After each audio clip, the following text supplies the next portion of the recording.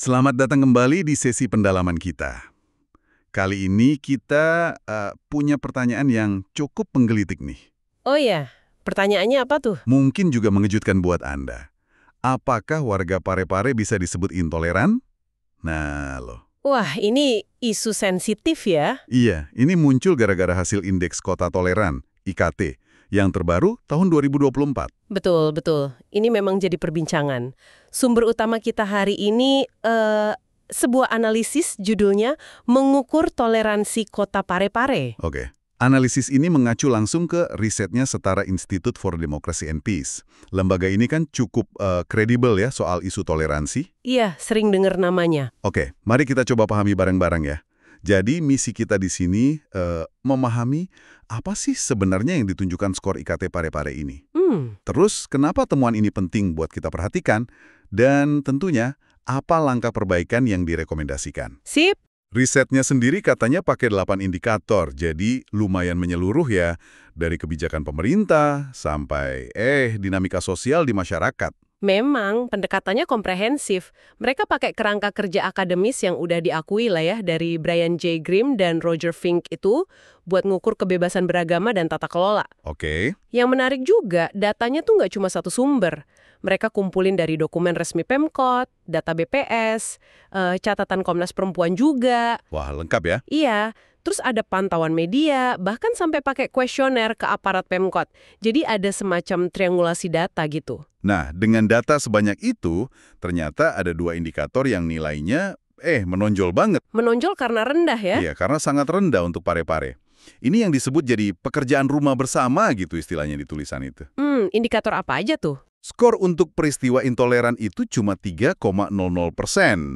Dan inklusi sosial keagamaan juga sama persis, 3,00%. 3%? Wah, kecil sekali ya. Kecil banget. Saya juga agak kaget pas baca ini, karena katanya ini skor IKT terendah buat Parepare sejak tahun 1960. Jauh banget kan? Iya, angka sekecil itu memang jadi sinyal kuat ya.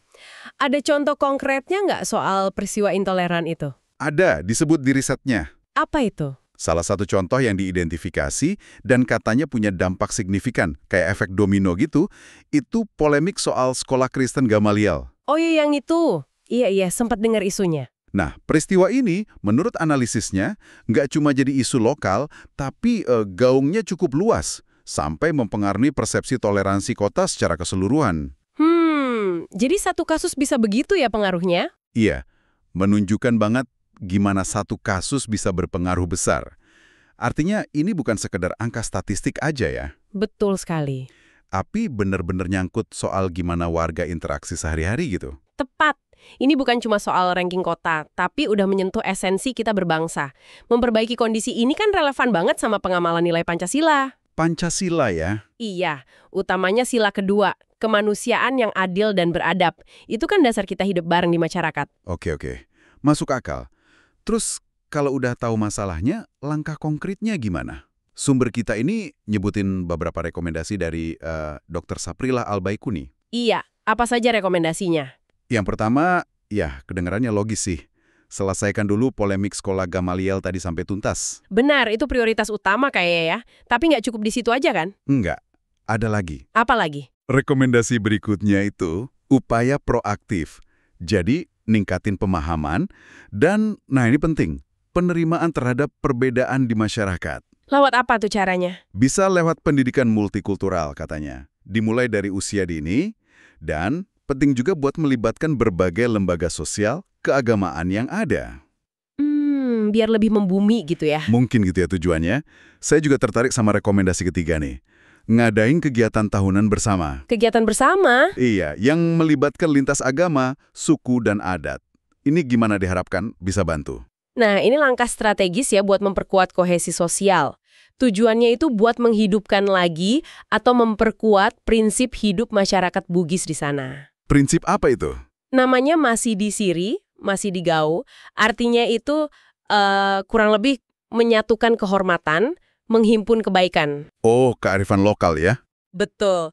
Prinsip ini dilihat punya potensi besar buat, ya itu tadi, merajut kembali kerukunan, sekaligus secara aktif melawan bibit-bibit intoleransi yang mungkin muncul. Dan menjawab tantangan di indikator inklusi sosial tadi ya. Tepat sekali. Jadi nyambung ke situ juga. Jadi kesimpulannya, skor IKT 2024 ini, meskipun jadi catatan serius ya, sebaiknya dilihat sebagai momen buat belajar dan berbenah gitu ya. Iya, semacam wake up call lah ya. Ada optimisme dan semangat kebersamaan juga yang diangkat lewat slogan Pare-Pare adalah kita.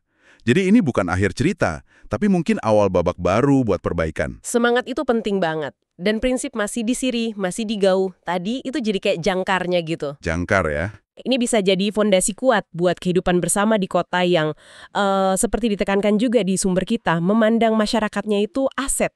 Aset yang tak ternilai harganya. Betul, modal sosialnya sebenarnya kuat, tinggal digerakkan lagi. Menarik sekali pembahasannya. Ini membawa kita ke satu pemikiran akhir nih buat Anda renungkan. Oke. Kalau tadi mengimpun kebaikan bersama jadi kunci buat memulihkan toleransi di Pare-Pare, nah pertanyaannya, langkah konkret apa ya yang bisa Anda sebagai individu lakukan di lingkungan Anda sendiri? Dimanapun kita berada ya. Iya, dimanapun Anda berada saat ini untuk mewujudkan prinsip serupa.